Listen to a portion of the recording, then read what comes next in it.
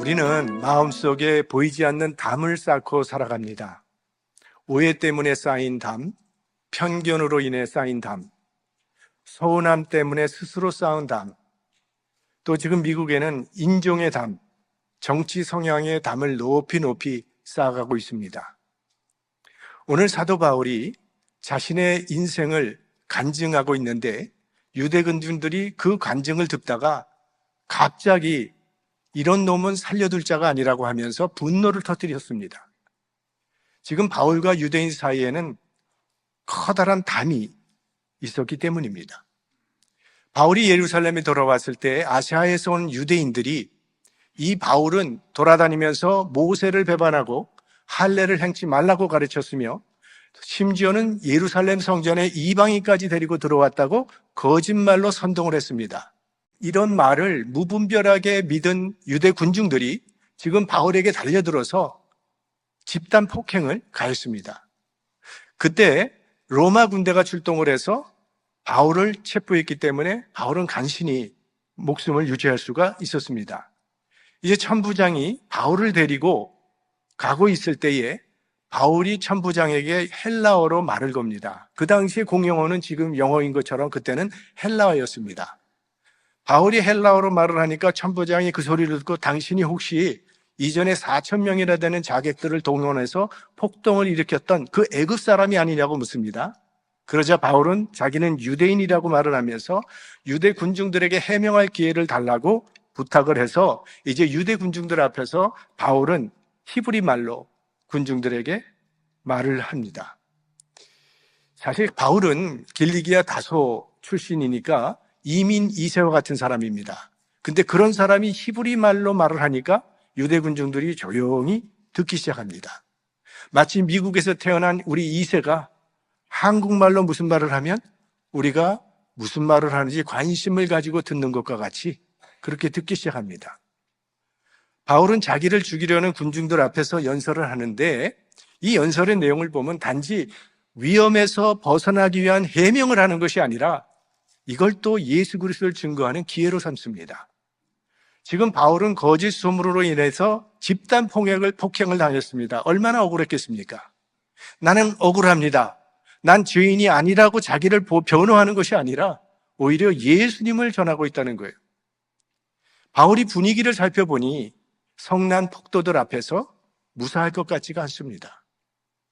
어쩌면 이때 바울은 스데반을 떠올렸을는지도 모릅니다. 스데반도 성난 폭도들 앞에서 죽음을 각오하고 설교를 했습니다. 누가 그 설교 듣겠습니까? 이성을 잃어버린 폭도들이 마음을 돌릴 리가 없는 거죠. 하지만 스데반은 끝까지 예수 그리스도는 메시아라는 것을 선포하고 천사의 얼굴로 돌에 맞아 기도하면서 순교를 했습니다. 그런데 그 스데반의 순교로 인해서 구원받은 사람들이 있었습니다. 사도 바울이 그 중에 한 사람이에요. 지금 바울 역시도 성난 폭도들 앞에서 죽음을 각오하고 설교를 합니다. 먼저 바울은 자신의 신분을 밝힙니다. 우리 3절 말씀 같이 볼까요? 나는 유대인으로 길리기아 다소에서 났고 이 성에서 자라 가말리엘의 문화에서 우리 조상들의 율법에 엄한 교훈을 받았고 오늘 너희 모든 사람처럼 하나님께 대하여 열심하는 자라. 먼저 나는 유대인이라는 것을 밝힙니다. 흥분한 군중들을 향해서 나도 당신들과 똑같은 유대인이라고 말을 시작합니다. 유대인들은 이방인에 대해서는 굉장히 배타적이지만 동족에 대해서는 또 아주 관대한 민족이 유대인이죠. 그리고 나는 길리기아 다소에서 태어났다고 말을 합니다. 당시의 다소는 아덴이나 알렉산드리아처럼 세계적인 학문의 도시였습니다. 그래서 다소 출신이라고 하면 지성인임을 인정해 주었어요.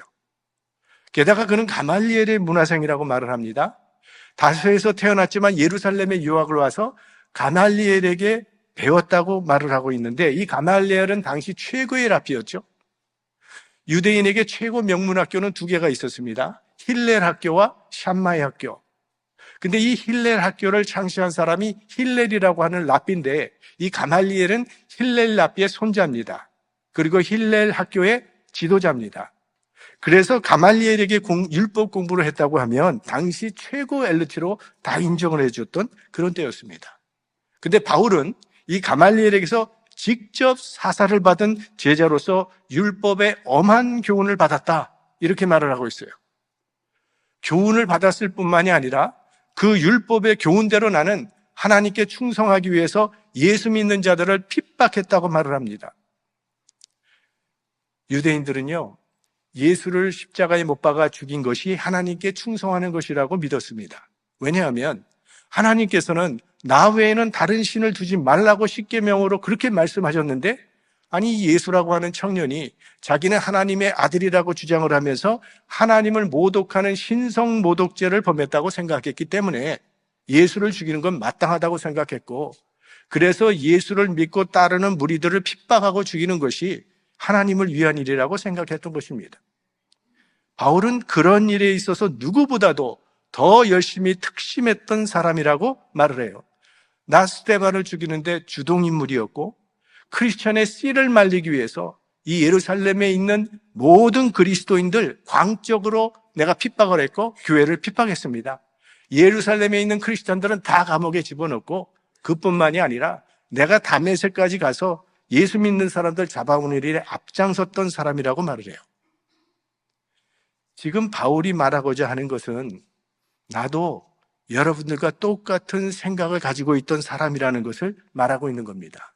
나도 여러분들처럼 교회를 핍박했던 사람이라는 거예요. 우리가 전도할 때는 이 동질성을 유지하는 것이 상당히 중요합니다.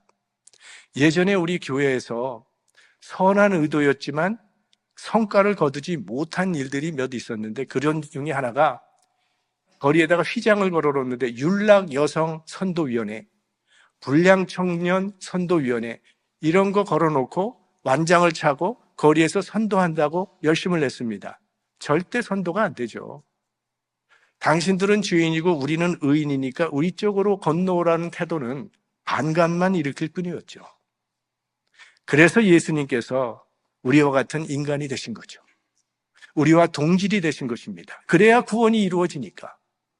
지금 바울이 그들을 구원하기 위해서, 그들을 전도하고 싶어서 나도 당신들처럼 예수를 핍박했던 사람이라고 말하고 있는 겁니다.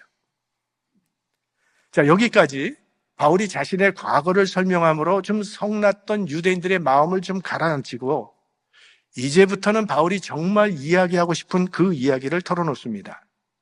이건 그가 처음 했던 다메섹 도상의 회신 사건. 이 바울의 다메섹 도상의 체험 사건에 두드러진 특징이 있는데, 이건 하나님의 강권적인 역사였다는 것을 강조합니다. 이건 바울이 계획했던 것도 아니고 그런 생각을 해본 적도 없는데 전혀 무관하게 이루어진 사건이라는 거예요. 그래서 바울이 자신의 회심 체험을 간증할 때마다 항상 쓰는 단어 중에 하나가 호련히라고 하는 단어를 씁니다. 우리 같이 읽어보겠습니다. 6절, 7절.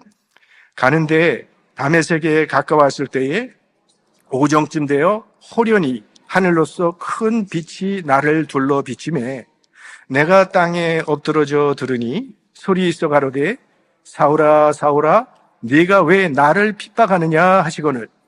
바울이 전혀 기대치 않은 사건이었다는 거죠. 그때 바울은 예수 믿는 사람 잡으려고 다메섹에 가는 길이었어요. 그리고 그때까지 바울은 한 번도 난 좀 변화돼야 되겠다고 생각해 본 적이 한 번도 없었던 사람입니다. 확고한 확신을 가지고 이게 맞는 일이라고 생각하고 추진했던 사람이 바울이었어요. 그런데 하나님께서 강권적으로 그를 찾아오셔서 사울아 사울아 부르셨다는 거예요. 바울은 예수님을 찾은 적이 없는데 예수님이 바울을 찾아오셨다는 거예요. 세상 모든 종교는 인간이 수고와 노력을 통해서 신을 찾아가는 교리를 가지고 있습니다. 그런데 기독교는 정반대로 하나님이 인간을 찾아오시는 그런 종교예요. 에덴 동산에서부터 하나님은 인간을 찾아오십니다. 아담아, 내가 어디 있느냐? 하나님께서 갈대아 우리에 살고 있던 아브라함을 찾아오셔서 그를 믿음의 조상으로 삼으셨습니다. 하나님께서 호렙산 기슭에서 모세에게 히브리 민족의 구원의 사명을 주셨습니다. 그리고 요셉과 마리아에게 찾아와서 메시아 탄생의 사명을 주셨어요. 예수님의 12제자 중에 누구 한 사람도 먼저 예수님께 찾아와서 내가 예수님의 제자가 되고 싶습니다, 저를 제자로 받아주십시오 한 사람은 한 사람도 없었습니다. 예수님이 그들을 찾으셨어요. 그 주님이 핍박자 사울에게 찾아와서 그를 사도 바울로 변화시키셨습니다. 여러분은 어떻게 예수 믿게 되셨습니까? 예수님은 말씀하셨죠. 너희가 나를 택한 것이 아니라 내가 너희를 택하여 세웠나니. 우리가 예수님을 찾은 게 아니라 예수님이 우리를 찾아오신 거죠. 예수님께서 우리를 찾아오셨기 때문에 우리는 오늘 예수 믿게 된 것입니다. 성경에 나타난 하나님은 찾아오시는 하나님. 하나님이 인간이 되어 인간 세상에 찾아오신 것이 성탄입니다. 이 바울의 길게 서술되어 있는 이 간증을 좀 요약해 보면 그가 강한 빛을 보고 다메섹 도상에서 쓰러졌는데 소경이 되었다는 겁니다. 그런데 아주 경건한 유대인이 아나니아라고 하는 사람을 통해서 눈을 다시 뜨게 됐고, 그때 거기서 세례를 받은 후에 예루살렘 성전에 가서 기도를 하고 있는데 비몽사몽간에 환상 가운데 주님께서 나에게 말씀을 하셨다, 이렇게 얘기를 합니다. 자, 바울을 죽이려던 폭도들이 이 바울의 간증을 조용히 경청을 했습니다. 바울의 간증을 경청했다고 하는 것은 뭔가 그들의 마음을 사로잡는 어떤 힘이 있었다는 그런 이야기입니다. 그런데 이 바울의 간증은 오늘 우리가 처음 듣는 것이 아니죠. 이미 사도행전 9장에 다메섹 도상에서 부활하신 주님을 만났던 바울의 이야기를 우리는 잘 알고 있습니다. 그 이야기를 오늘 바울이 다시 간증하고 있는 것입니다. 이제 사도행전 26장에 가면 아그리빠 왕 앞에서도 바울은 똑같은 간증을 다시 반복합니다. 그래서 사도행전 전체에 사도 바울의 이 간증이 3번 기록되어 있습니다. 종종 제 아내가 참 기억력이 좋아서 저더러 설교 시간에 했던 얘기 좀 그만하라고 하는데 어떻게 사람이 계속 새로운 얘기만 하겠습니까? 사도 바울도 계속 같은 얘기 하잖아요. 3번이나 했다고 하는데, 아니 사도행전에 3번만 나왔으니까 3번이라고 생각하지 3번만 했겠어요? 1, 2, 3차 전도여행을 다니면서 이고니온에서도 이 얘기했을 거고, 에베소에 가서도 했을 거고, 빌립보에서도 했을 거고, 가는 곳마다 계속 했을 거예요. 바울처럼 공부를 많이 한 사도도 계속했던 말 또 했다는 게 목사들에겐 큰 위로가 되는 겁니다. 그러니까 여러분도 각오하시고 예배를 드리셔야 할 것입니다. 제 친구 하나가 작년에 한국 장신대 교수 생활을 은퇴했는데 그 친구는 저를 만날 때마다 자기는 목회를 하고 싶었다는 거예요. 자꾸 그래서 제가 한 번은 그랬어요. 야, 나랑 바꾸자. 제 생각에는 교수가 학교에서 강의하는 거는 거의 비슷한 내용을 매 학기 반복해도 큰 문제가 없을 거라고 생각을 해요. 여기 교수님이 계시다면 죄송하지만 새로운 정보를 조금씩 추가해서 하면 낙제가 아닌 이상은 학생은 계속 바뀌잖아요. 근데 설교는 그렇지가 않아요. 대상이 안 바뀌어요. 아마 우리 교회 창립했던 그 순간부터 지금까지 계속 여기서 예배드리는 분들 계실 거예요. 그런데도 매번 새로운 설교를 기대하실 겁니다. 가끔은 재탕을 하는데 그런 것도 귀신같이 알아맞혀요. 네. 그런데 이 바울이 다메섹 도상에서 만난 이야기를 이렇게 계속 반복했던 것은요, 그게 자기 인생을 완전히 변화시킨 사건이었기 때문이에요. 그 하나님의 은혜가 너무나 컸기 때문에 이 얘기를 하고 또 했던 겁니다. 여러분에게도 이런 이야기가 있으시기를 바랍니다. 이런 이야기가 있어야 해요. 나를 변화시킨 이야기. 그래서 사도 베드로도 뭐라고 합니까? 너희 마음에 그리스도를 주로 삼아 거룩하게 하고 너희 속에 있는 소망에 관한 이유를 묻는 자들에게는 대답할 것을 항상 예비하되 온유와 두려움을 하고. 우리들 안에 있는 소망의 이야기가 뭡니까? 우리가 예수 만나서 변한 거죠. 그리고 하나님의 나라의 소망을 갖고 살아가는 그 이야기를 누가 묻든지 언제든지 간증할 수 있도록 준비하고 있어야 한다는 그런 얘기예요. 누군가가, 내가 아는 어떤 사람이 지금 병원에서 죽어가고 있는 긴급한 시간이면 그때는 내가 복음을 전해야지 목사에게 전화 걸어서 빨리 와달라고 그렇게 할 수는 없지 않습니까? 자, 지금까지 바울의 말을 참 조용히 듣고 있던 군중들이 이제 갑자기 고함을 치면서 폭군으로 변하게 되는데 그게 21절 때문에 그렇습니다. 21절 같이 봅니다. 나더러 또 이르시되 떠나가라 내가 너를 멀리 이방인에게로 보내리라 하셨느니라. 주님께서 이방인에게 보내리라 했다는 이 말이 나오자마자 바울 이거 죽여버려야 된다고 폭동을 일으킵니다. 22절 23절 계속해서 보겠습니다. 이 말하는 것까지 저희가 듣다가 소리질러 가로되 이런 놈은 세상에서 없이 하자 살려둘 자가 아니라 하여 떠들며 옷을 벗어던지고 티끌을 세상에 날리니, 이런 놈은 죽여야 한다는 거예요. 살려둬서는 안 된다고 소리 지르면서 이제 폭동을 일으키고, 옷을 벗어던진 이유는 죄인들에게 돌로 쳐서 죽일 때는 옷을 벗습니다. 스데반 때도 옷을 벗었잖아요. 그리고 그 옷을 지켰던 사람이 바로 바울이었습니다. 지금 바울도 죽여버리겠다는 거예요. 그 이유는 바울이 이방인을 하나님의 선민인 유대인과 동등하게 취급했기 때문에, 그들은 이방인들이 유대인들과 똑같이 하나님의 백성이 될 수 있다는 것을 절대로 받아들일 수가 없었던 거예요. 유대인 남자들이 아침에 일어나면 매일 드리는 3가지 감사 기도 제목이 있었습니다. 첫째는 이방인으로 태어나지 않고 유대인으로 태어난 것을 감사했고, 둘째는 종이 아니고 자유인으로 태어난 것을 감사했고, 셋째는 여자로 태어나지 않고 남자로 태어난 것을 감사했어요. 당시 유대인과 이방인은요, 이건 천지 차이입니다.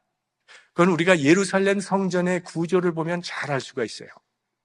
자, 이게 예루살렘 성전의 모습인데요. 성전 가장 바깥에 있는 것이 이방인의 뜰입니다. 여기는 이방인들, 유대인들도 올 수 있겠지만, 각종 사람들이 다 올 수 있는 곳이 이 이방인의 뜰입니다. 가장 먼 곳. 그리고 이방인의 뜰에서 조금 들어가면 여인의 뜰이 있습니다. 이거는 유대인 여인들이 들어올 수 있는 뜰입니다. 거기서 조금 더 들어가면 이스라엘의 뜰이 있는데, 이건 유대인 남자들만 있을 수 있는 그런 뜰이고, 거기서 조금 더 높은 곳에 제사장의 뜰이 있고, 거기서 더 들어가면 성소가 있고, 거기서 더 깊이 들어가면 하나님의 임재가 충만한 지성소가 있습니다. 그러니까 점점 들어가면 들어갈수록 거룩함이 증가되는 구조로 되어 있는 게 예루살렘 성전이에요. 그리고 저 이방인의 뜰에는 각종 동물들 사고 팔고, 또 환전상들이 상업을 하는 곳이 바로 저 이방인의 뜰입니다. 예수님께서 채찍질을 하시면서 성전에서 장사하는 사람들을 쫓아냈던 곳이 바로 저 이방인의 뜰이에요. 그러니까 유대인의 눈에는 이방인은 짐승 같은 존재였다는 거예요. 그리고 이방인의 뜰과 여인의 뜰 사이에는 돌담이 하나 쌓여져 있습니다. 약 1.3m의 돌담이 쌓여져 있는데, 그 돌담에는 경고문이 붙여져 있습니다. 이방인이 이 경계선을 넘어가면 사형에 처한다. 이게 헬라어와 라틴어로 경고문이 써져 있어요. 가끔 보면 집안에 개 조심 써 있죠? Beware of dogs. 이거랑 똑같은 거 거기다 써놓은 거예요. 그러니까 담 높이가 1.3m니까 웬만한 사람들은 다 담 너머는 볼 수 있어요. 그렇지만 들어가지는 못하도록 그렇게 되어 있습니다. 자, 그러면 우리가 예전에 사도행전 8장에서 예루살렘 성전에서 예배를 드리고 싶어서 멀리 저 에디오피아에서 온 에디오피아 여왕의 국고를 맡았던 네시의 이야기가 사도행전 8장에 있었던 거 여러분 기억하실 겁니다. 에디오피아에서 예루살렘까지의 거리는 약 2,000km. 그게 조금 넘습니다. 그러니까 왕복 4,000km나 되는 먼 거리, 마차로 수개월이 걸리는 그 먼 길을 이 네시가 찾아온 겁니다. 그것도 아스팔트가 잘 깔려있는 그런 길도 아니고 먼지가 풀풀 나는 그 험한 사막길을 예루살렘 성전에서 예배드리고 싶어서 찾아온 거예요. 왜 그렇게 먼 길을 찾아왔을까요? 영혼의 갈증이 있었으니까. 이 사람은 여왕의 국고를 맡은 사람이었다고 하니까 오늘날로 말하면 재무부 장관이나 되는 최고 공직자입니다. 이런 사람은 권력과 부는 이미 가지고 있는 사람이에요. 그러나 영혼의 갈증은 그런 것으로 채워지지 않기 때문에 예루살렘 성전에서 예배를 한번 드리고 싶어서 그 길고 힘든 순례의 길을 찾아왔던 겁니다. 예루살렘 성전에는 하나님이 계시다고 하는데 나도 거기 가서 예배를 드리면서 하나님을 한번 만났으면 좋겠다라는 기대를 가지고 그 먼 길을 찾아온 거예요. 근데 정작 예루살렘 성전에 왔더니 이방인은 못 들어온다. 저 이방인 뜰에서 이따가 가라. 그런 말을 들으니 얼마나 이 사람의 속이 상했겠어요. 아니, 그 먼 길을 예루살렘 성전에서 예배 한번 드리고 싶어서 왔는데 이방인의 뜰에서 그저 담 너머로 바라보고만 있어야 하니 얼마나 마음이 서럽고 아팠겠어요. 예루살렘 성전에 들어가 보지도 못하고 하나님을 만나보지도 못하고 에디오피아로 돌아가야 하는 그 사람의 마음이 얼마나 낙심이 되고 실망이 컸겠습니까? 영혼의 갈증은 더 쌓였겠죠. 그런데 그때 나타났던 사람이 바로 빌립 집사였습니다. 예루살렘의 7 집사 중에 한 사람이 빌립이 그곳에 나타나서 그에게 예수 그리스도의 복음을 전했고 그는 예수님을 영접했고 그 자리에서 세례를 받게 되었습니다. 이제 이 사람은 더 이상 예루살렘 성전에 찾아올 필요가 없게 되었어요. 왜? 그의 마음에 참된 성전이 세워졌기 때문에.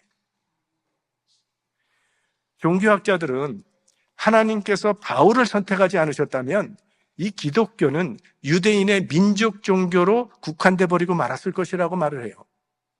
왜냐하면 이 유대인들은 유대주의를 벗어나기가 어려운 한계를 가지고 있었어요. 예수님의 수제자였던 베드로조차도 이거 넘기기가 힘들었습니다. 그래서 하나님께서 그에게 3번씩이나 똑같은 환상을 보여주시면서 지시하셨기 때문에 결국 이방인 고넬료의 집에 가서 복음을 전하게 하셨던 거죠.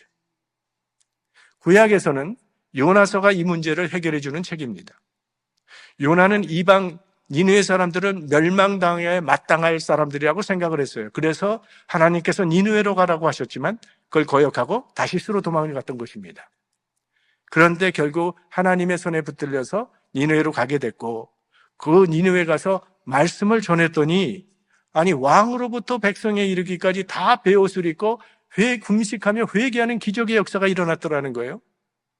그러니까 요나서에는 하나님은 이방인의 하나님이도 된다는 메시지가 분명히 나타나 있는 겁니다. 예수님께서 성전에서 장사하는 사람들을 쫓아내시면서 내 집은 만민이 기도하는 집이라 말씀하셨어요. 이 말씀은 이사야서에서 인용한 말씀입니다. 지금 바울 시대와 이사야 시대는 700년이라고 하는 기간이 지난 거예요. 근데 700년 전에 하나님께서 이사야를 통해서 내 집은 만민이 기도하는 집이라고 알려주셨다는 겁니다.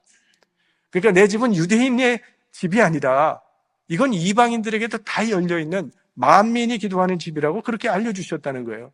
지금 바울이 바로 그런 말을 군중 앞에서 한 겁니다. 그러나 유대인들은 이방인을 자신들과 동등하게 취급하는 것을 절대로 받아들일 수가 없었던 거예요. 그래서 바울을 죽이려고 하는 겁니다. 그 바울이 에베소에서 이런 말을 썼죠. 다 같이 보겠습니다. 그는 우리의 화평이신지라 둘로 하나를 만드사 중간에 막힌 담을 허시고. 사도 바울이 이 말씀을 기록할 때 분명히 그는 유대인과 이방인을 갈라놓았던 그 담을 생각했을 겁니다. 예수님께서 십자가에 돌아가셨을 때 성전의 휘장이 위에서부터 아래로 찢어졌어요. 그러니까 그동안에는 하나님의 임재가 충만했던 지성소에는 오직 대제사장만 들어갈 수 있었습니다. 그것도 1년에 한 번 속죄일에만 들어갈 수 있었어요. 그런데 이제는 휘장이 찢어졌다는 것은 누구에게나 열려있다는 상징이에요. 이제는 대제사장만이 아니라 일반 유대인들도 들어갈 수 있고 유대인들뿐만이 아니라 만민이 모든 이방인들도 다 들어갈 수 있다는 상징입니다. 바로 그 담을 허시기 위해서 예수님께서 십자가에 달리신 것입니다. 예수님께서 막힌 담을 허물어 주셨기 때문에 저와 여러분이 오늘 이렇게 하나님 앞에 나와서 예배 드릴 수 있게 된 것이고 주님께서 막힌 담을 허물어 주셨기 때문에 우리가 하나님의 자녀가 되는 은혜를 누릴 수 있게 된 것입니다. 그런데 십자가로 막힌 담을 허는 은혜를 받은 우리들이 나와 좀 성격이 다르다고 담을 치고 나와 생각이 다르다고 벽을 치고 인사도 안 하고 악수도 안 하는 그런 우리들의 모습을 본다면 우리 주님의 마음이 어떠실까요? 우리의 고집과 자존심이 쌓은 담 안에 갇힌 채로 상처와 고립 속에서 살아가는 우리들을 보시는 주님의 마음이 어떠실까요? 주님께서 담을 허무신 그 자리에 다시 우리의 손으로 담을 쌓는 일은 하지 말아야 할 것입니다. 사도 바울이 간증을 여러 번 했다고 했는데 저도 옛날에 쓴 거 한번 다시 하도록 하겠습니다. 한 40년 전에 있었던 일인데 한국에서 같이 신앙생활하던 참 저의 절친이에요. 이제 그 친구는 결혼을 해서 아들을 낳았습니다. 난 그때 이제 미국에 있을 때인데 그 친구가 아들을 낳은 후에 자기가 이름을 지어줬대요.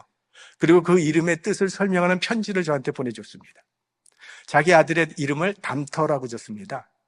그 왜 내가 담터라고 줬냐? 그 친구도 목사거든요. 왜 담터라고 지었냐 하면 예수 그리스도께서 하나님과 인간의 막힌 담을 트시고 또 인간과 인간의 막힌 담을 트신 것처럼 너도 그렇게 살아가라고 그 이름을 담터라고 지었다는 거예요. 기가 막힌 이름이죠. 근데 더 기가 막힌 거는 그 친구의 성이 정씨예요. 정담터. 얼마나 좋습니까? 예수님은 막힌 담을 허시기 위해 세상에 오신 분입니다.